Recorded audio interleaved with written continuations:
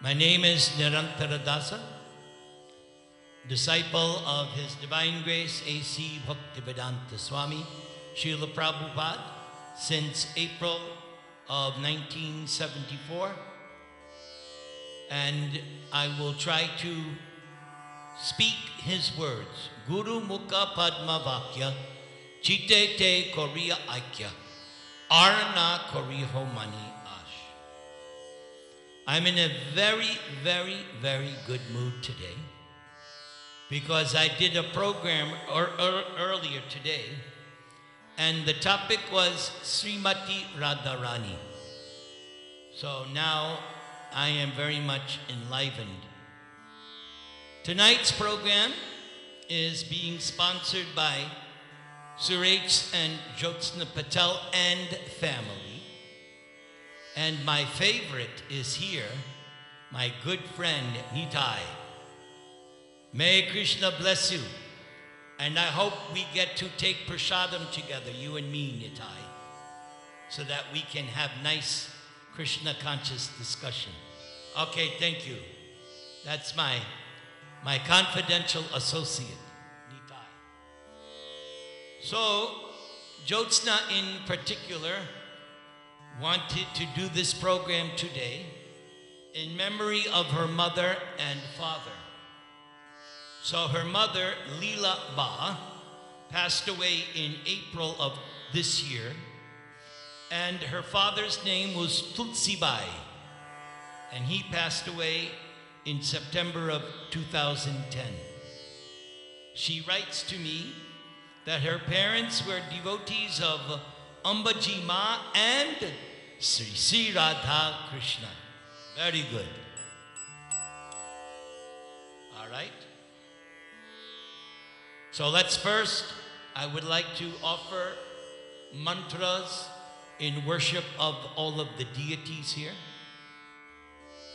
Aim Gurave Namaha, Om Parama Gurave Namaha, Ganganapataye Namo Namaha, Hong Hanamate Namaha, Om Bhagavati Durga Devi Namaha, Om Namah Shivaya, Om Namo Bhagavate Vasudevaya, Shri Subhadraya Namaha, Om Gopi Janavalabhaya Namaha, Tringoraya Namaha, Trinityanandaya Namaha, Shraun Nrsinghaya Namaha, Shring Kling Radha Krishnabhyam Namaha, Shring Rang Sitaramabhyam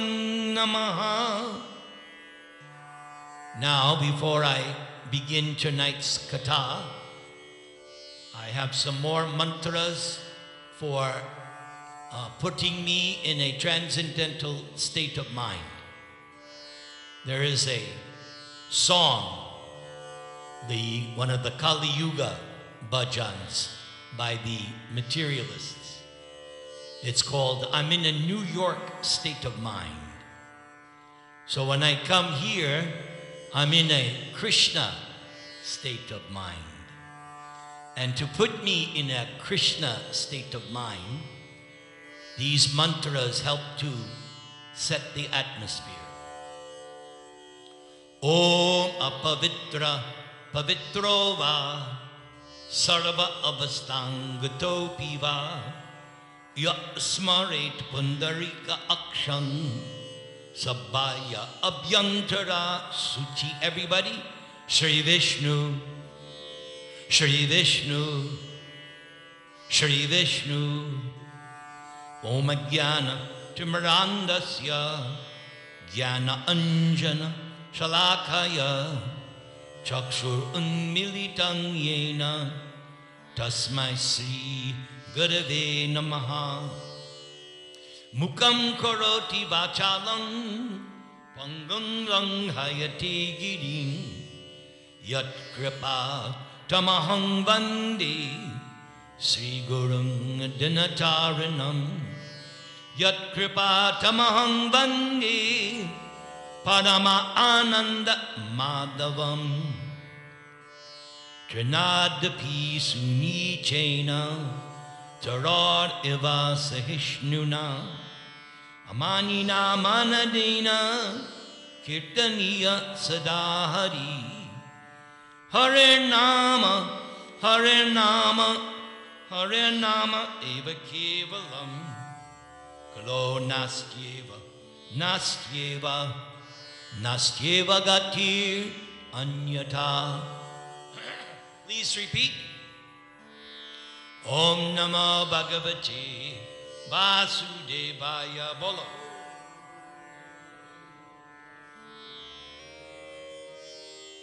Om Namo Bhagavate Vasudevaya. Om Namo Bhagavate Vasudevaya.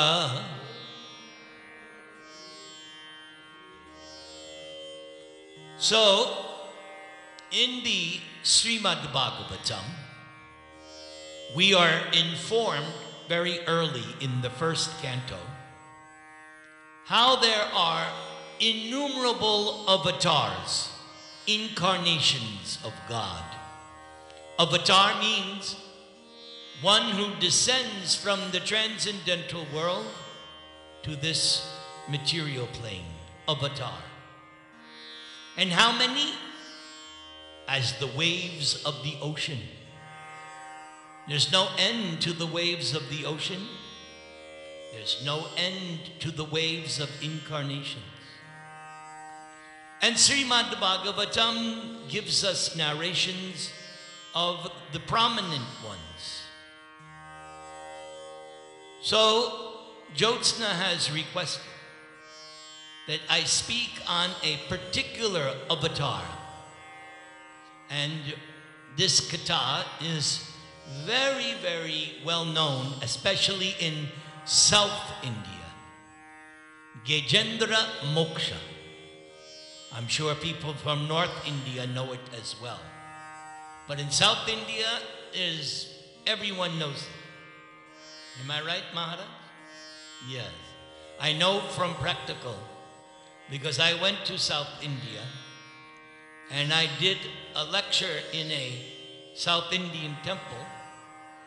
And the way the program worked, I spoke, and then this very famous Hari Katha person, he took my English and spoke in the local language in South India. So it was a very exciting program. Very, very nice. I still remember. I have very fond memories of South India. So this Gajendra-mokshana is described in the 8th canto of Srimad Bhagavatam. And Shukadeva Goswami is speaking to Maharaj Parikshit. Since it's the 8th canto, he's further preparing Parikshit for the 10th canto, where he will explain Janma Karma Chame Divyam Evam Yoveti Tatvataha, where Krishna says, my birth, my activities are divyam, divine, transcendental. Just a few days ago, we celebrated Sri Krishna Janmashtami. And we heard all about that wonderful night when Krishna appeared.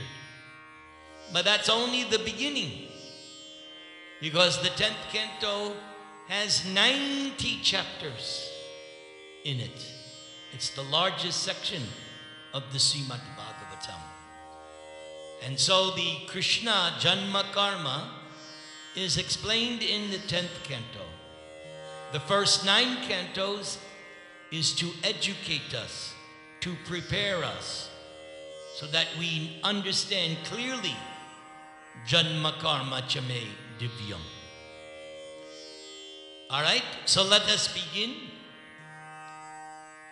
Shukadeva Goswami is speaking.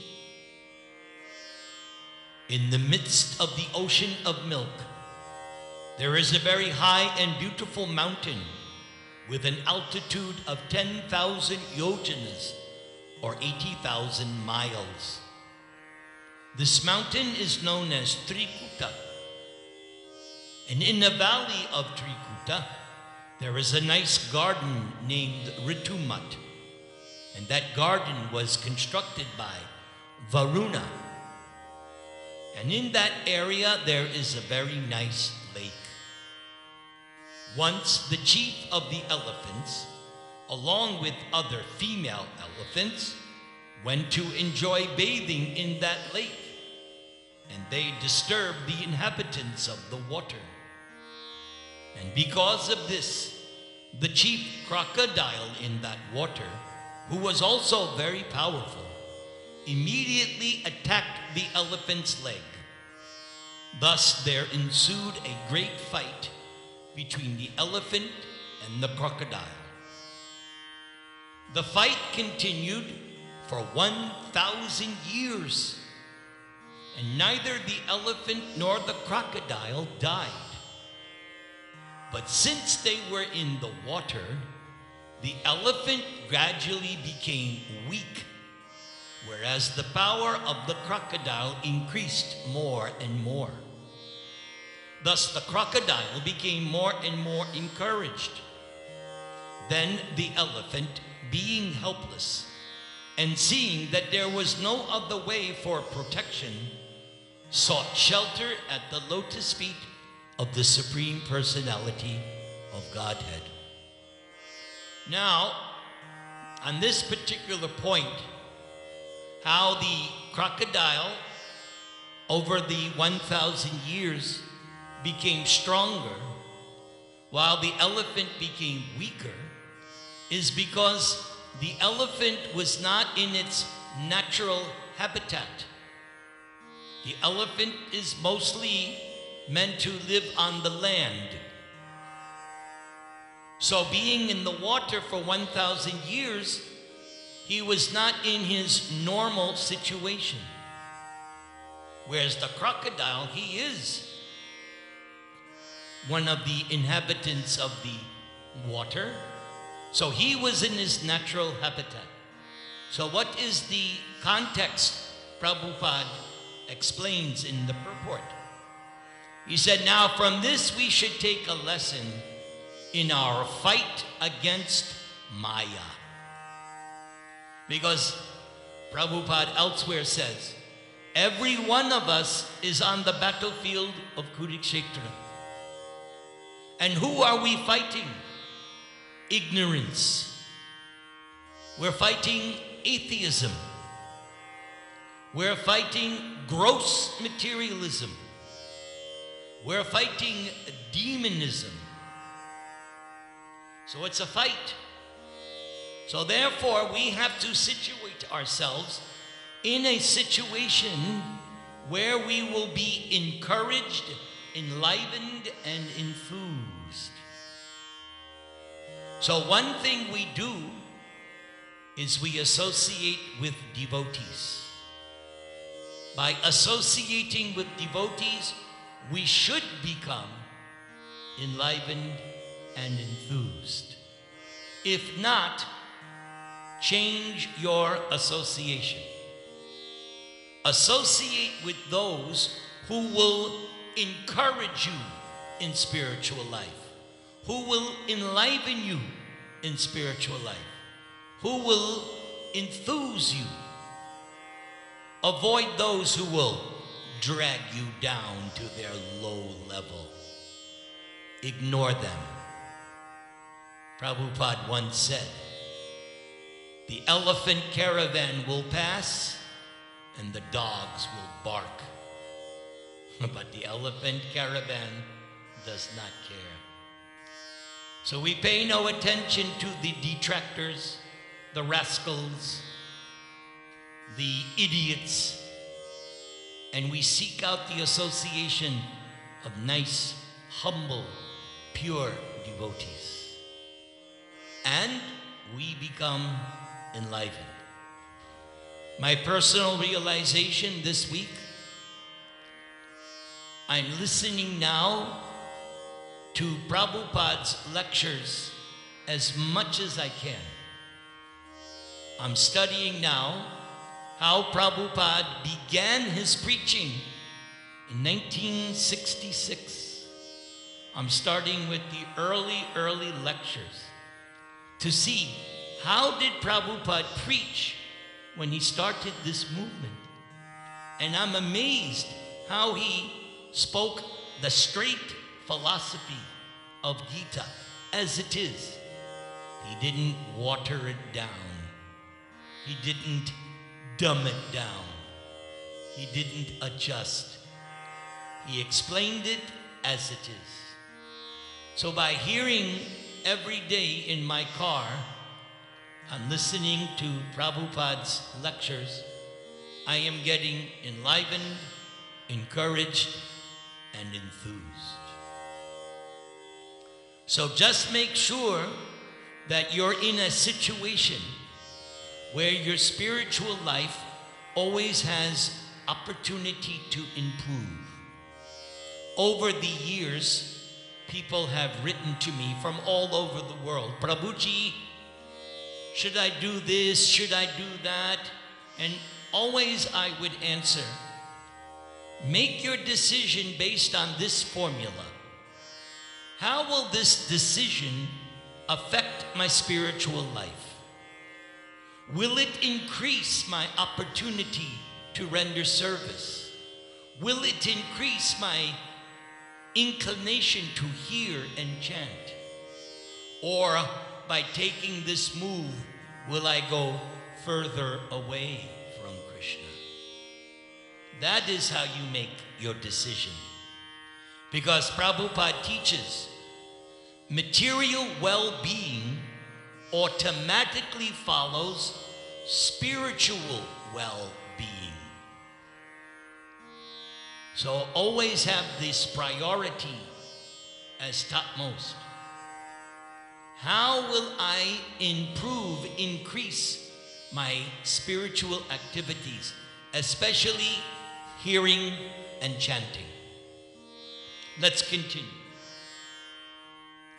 It appears that the king of the elephants was formerly a king known as Indradunya, and that he had learned a prayer to the Supreme Lord in that life. Fortunately, the elephant Gajendra remembered that prayer and began to chant it himself. So what happened was that king became this elephant in the fight. And we will learn later how the king became an elephant, just like Bharat became what in his next life? A deer, yes. So we must be very careful. If we own pets, be careful. Because if you're thinking of your little doggy at the time of death, I don't know, be careful. That's why I don't have any pets in my house. Because we learn from Gita, right? Whatever you're thinking of at the time of death, that's where you're going. I've told the story many times. For many years, I would go to Santiago, Chile. And there was this one Sindhi man, big businessman in Santiago. And I did some programs over the years at his house. And we had a very funny, joking relationship. So one time he said, Prabhu, when I die, I want all my wealth and my gold in my casket.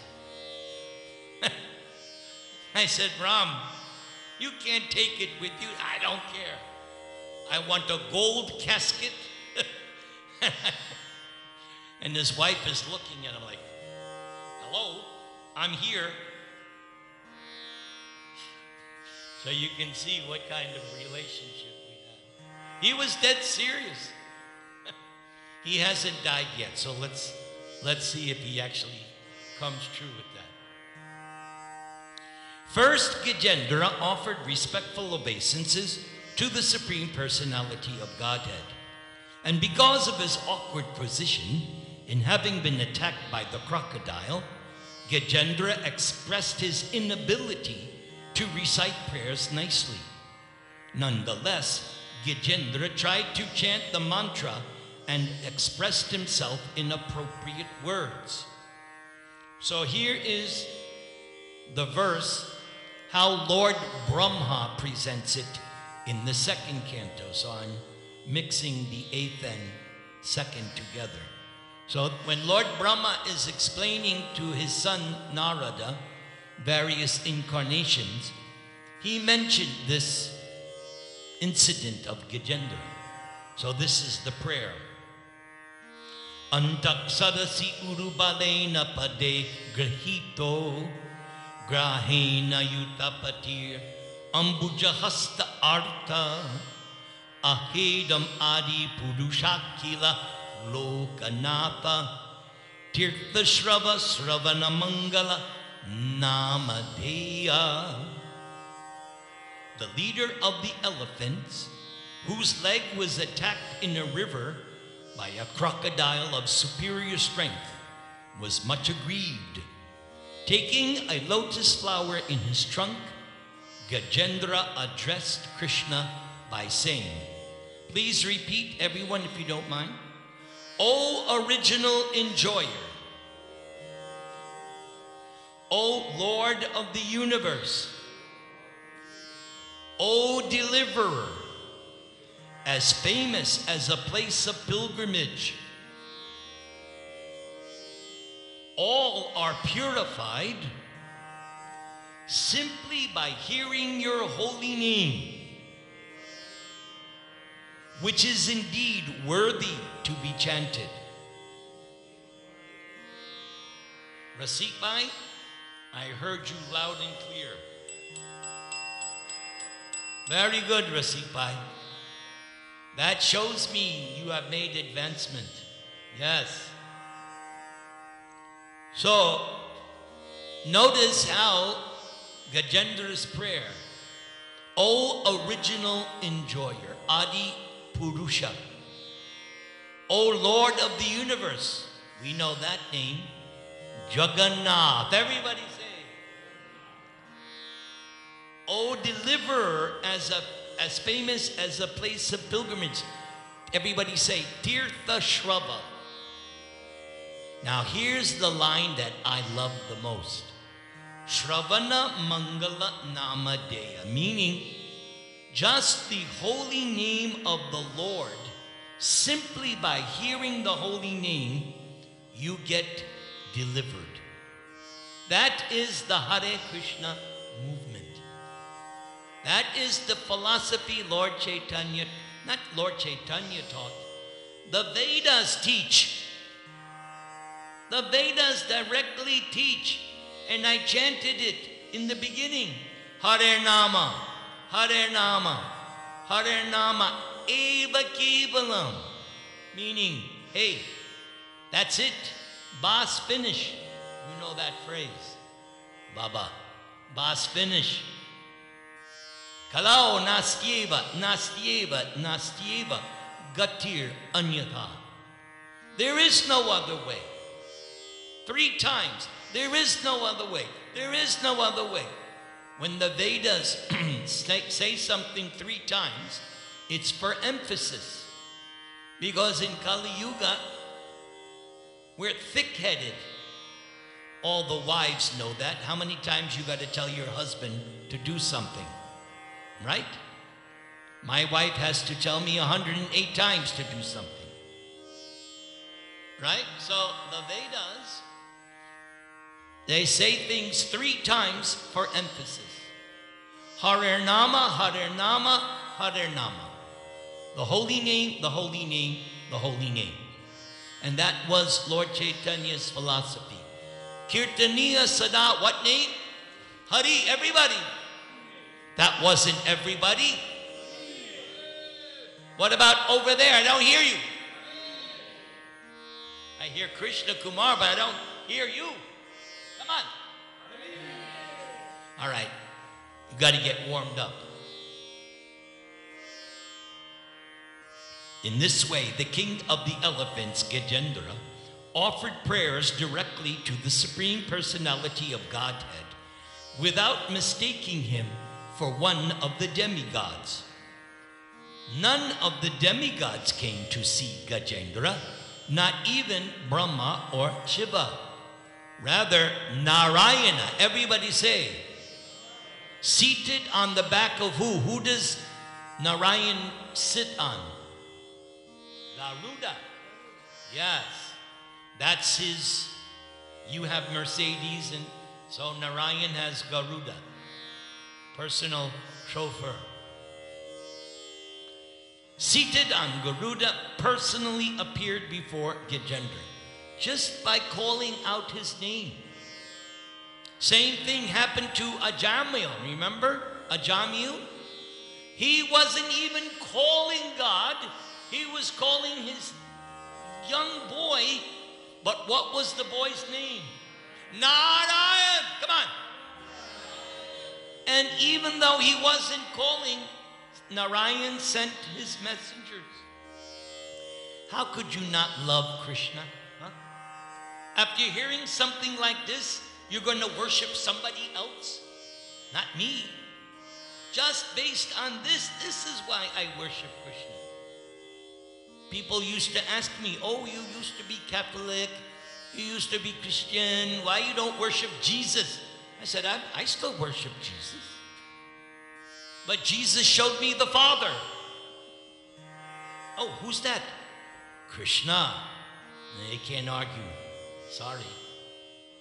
I followed what Jesus said, strictly, for 22 years. Then, Jesus showed me the Father, Krishna.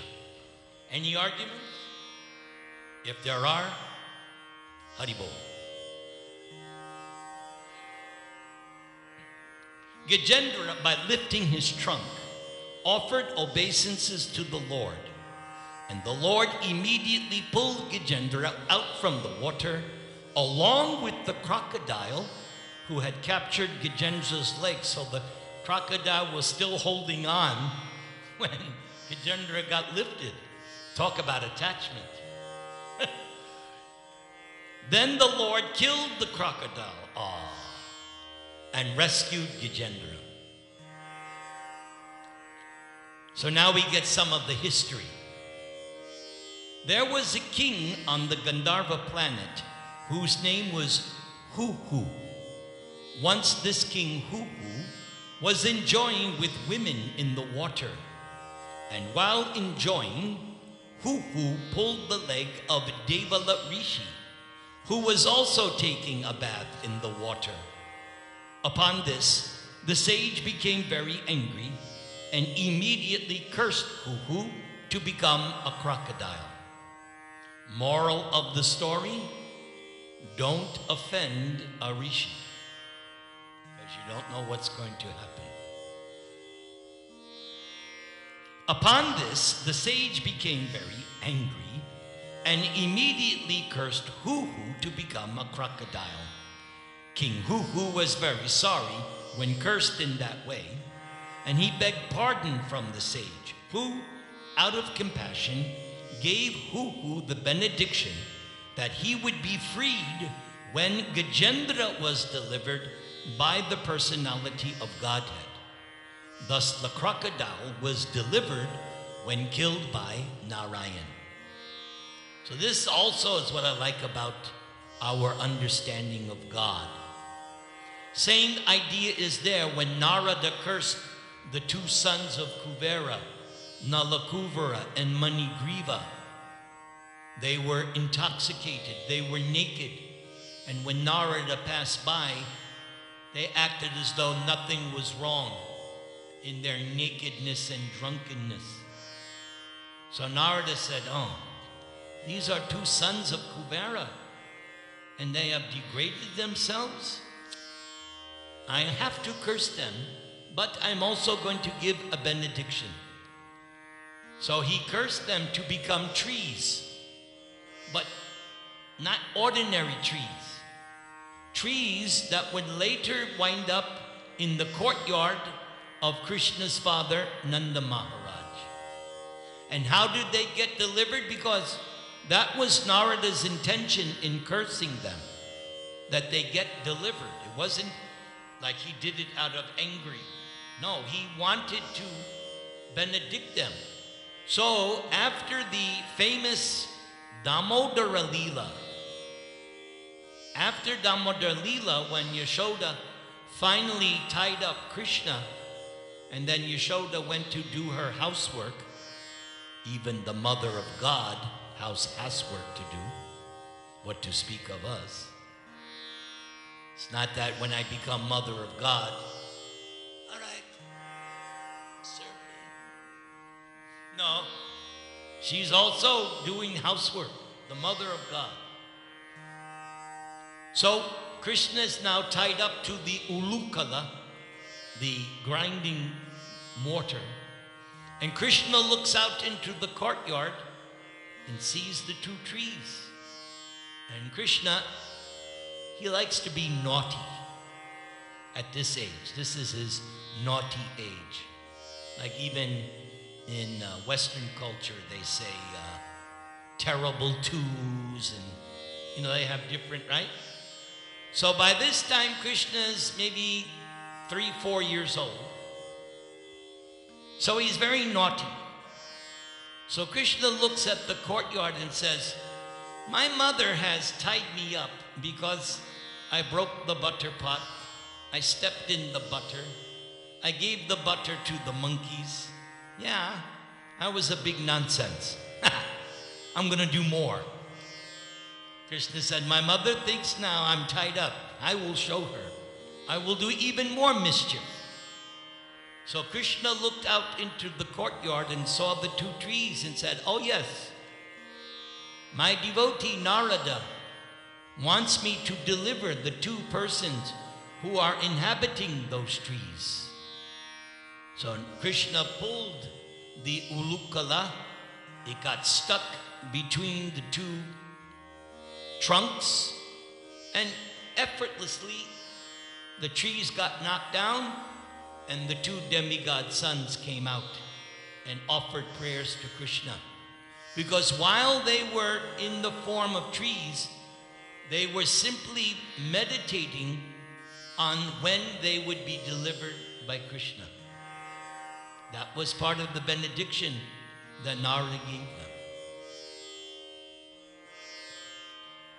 When Gajendra, by the mercy of the Lord, became one of the Lord's associates in Vaikuntha, who also got 4 hands, this achievement is called Sarupya Mukti, or the liberation of receiving a spiritual body exactly like that of Narayana. If you ever visit the Los Angeles ISKCON temple, they have those 2 Jai Vijay personalities. So you can see what that kind of Sarupya Mukti looks like.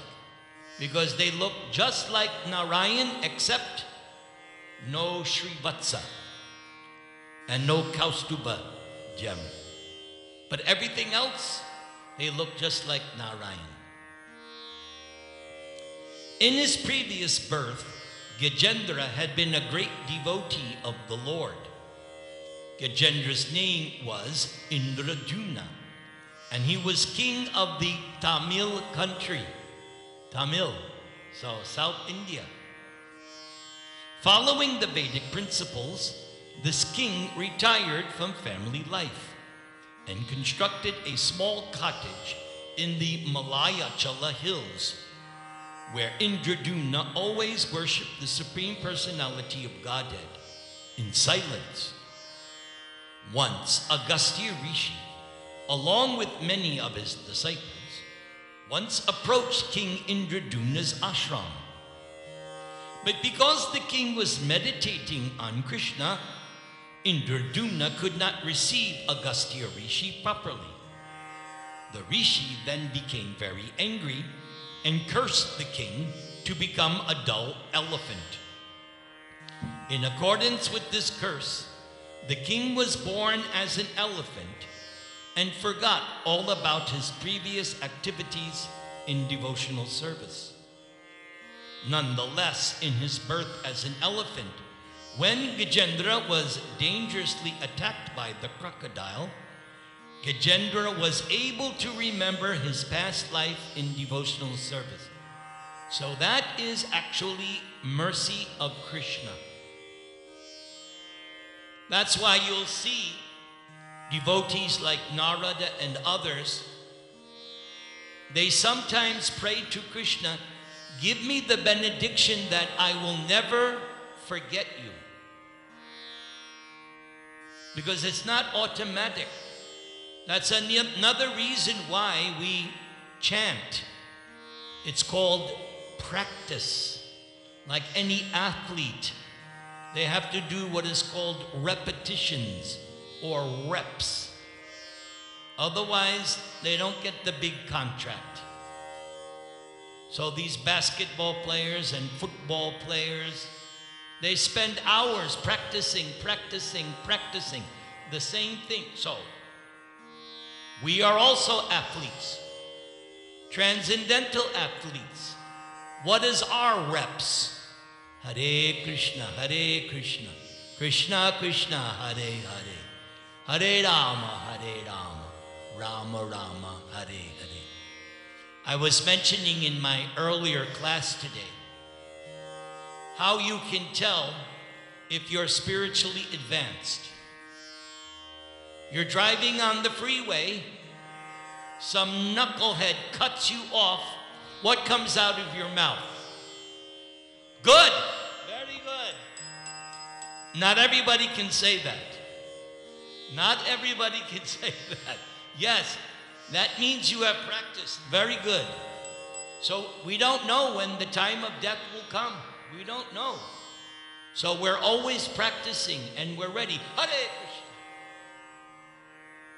Because if we learn from Gita, if you say Krishna's name at the time of death, you're not coming back to Placentia. You're going to Krishna.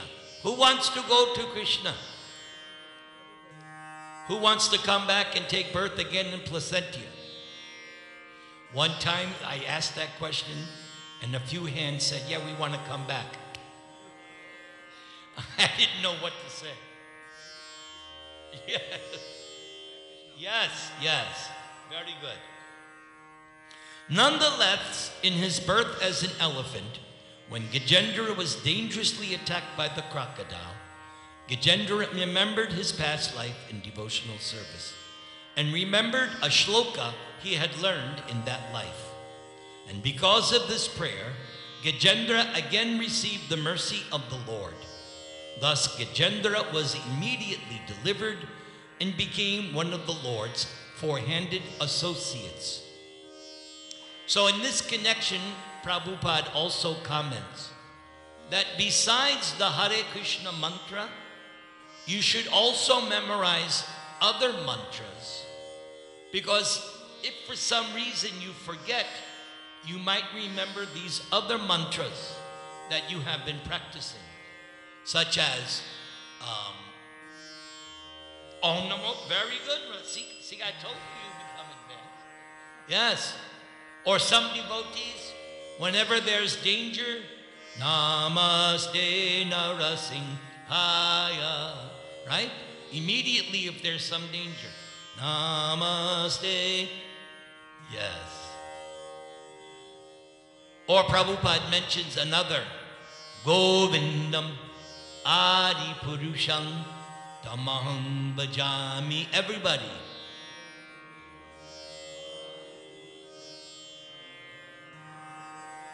So, if you're practiced with mantras, of course, the holy name of God, that kind of mantra, the holy name of God, then if for some reason you forget, so even, again, like in the case of Ajamil, he chanted his son's name. That's why it's good to give your sons and daughters Krishna names. Because all day long, oh, Krishna, oh Govinda, Om, yes. You're constantly chanting, right? Yes. Shukadeva Goswami ends this narration by saying, "My dear King Parikshit, I have now described the wonderful power of Krishna as displayed when Krishna delivered the king of the elephants. O best of the Kuru dynasty, here's your benediction." You came just in time. You're getting the benediction. All right, if you want the benediction, Prabhupada used to say, sit properly. All right, so here's your benediction. O best of the Kuru dynasty, those who hear this narration become fit to be promoted to the higher planetary systems simply because of hearing this narration. And they again gain a reputation as devotees. And they become unaffected by the contamination of Kali Yuga, and they never see bad dreams. So if you're afraid of getting a bad dream, read this Gajendra-mokshana. Therefore, after getting up from the bed in the morning, those who desire their own welfare should chant this narration as it is, without deviation, to counteract the troubles of bad dreams. O best of the Kuru dynasty, the Supreme Personality of Godhead, Super Soul of everyone, thus being pleased, addressed Gajendra in the presence of everyone. So now, this is what the Lord says to Gajendra after he delivers him. Sanskrit verse. Let's see how you do. This morning in my morning program, my students, they did very nicely on Sanskrit, so don't let me down. Are you ready? Ye mang stuvanti aninanga. Not too good. Got to try a little better than that. Pratibudya nishatyaye. Okay, you're getting better. I'm hearing the back. Teshang pranatyaye chahang. Dadami vipulang gatim. That's an easy line. Let's do it again. Dadami vipulang gatim. All right. Quit while we're ahead. But you can do the English. Okay, repeat. My dear devotee, unto those who rise from bed at the end of night and offer me the prayers offered by you, I give an eternal residence in the spiritual world at the end of their lives. So, final thing I will say, I mentioned this also last time I was here. We are all grihastas, living with family. And in the Bhagavatam, when Narada Muni is instructing Yudhishthira, the scene is the Rajasuya sacrifice, where Shishupal was decapitated by Krishna's Sudarshana Chakra. So after that incident, there was a discussion between Narada Muni and Yudhishthira. And Yudhishthira wanted to know the origin of why this Shishupal. So he tells him that this was the third birth. Shishupal was first Hiranyakashipu. Then he was Ravana. Then in his third birth, Shishupal. And then he got re-promoted to the spiritual kingdom.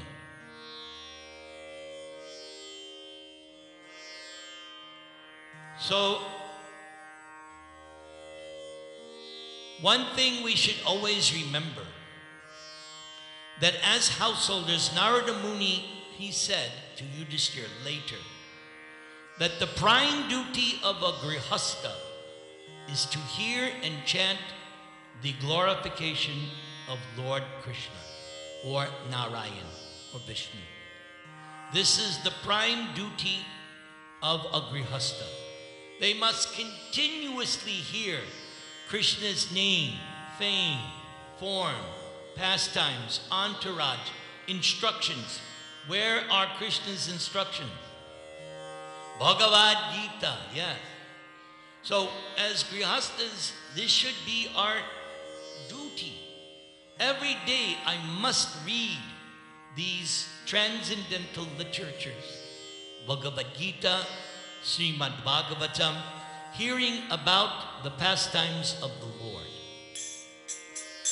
Hare Krishna, Hare Krishna, Krishna Krishna, Hare Hare, Hare Rama, Hare Rama, Rama Rama, Hare Hare.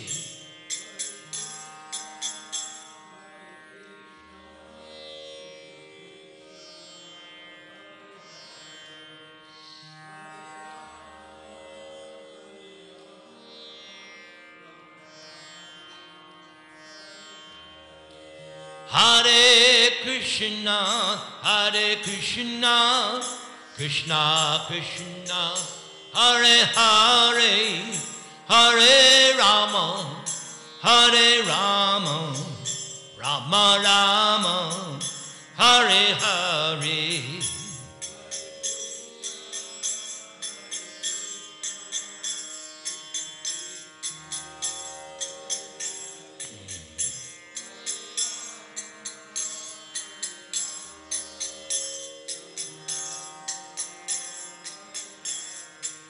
Hare Krishna, Hare Krishna, Krishna Krishna, Hare Hare, Hare Rama, Hare Rama, Rama Rama, Hare Hare.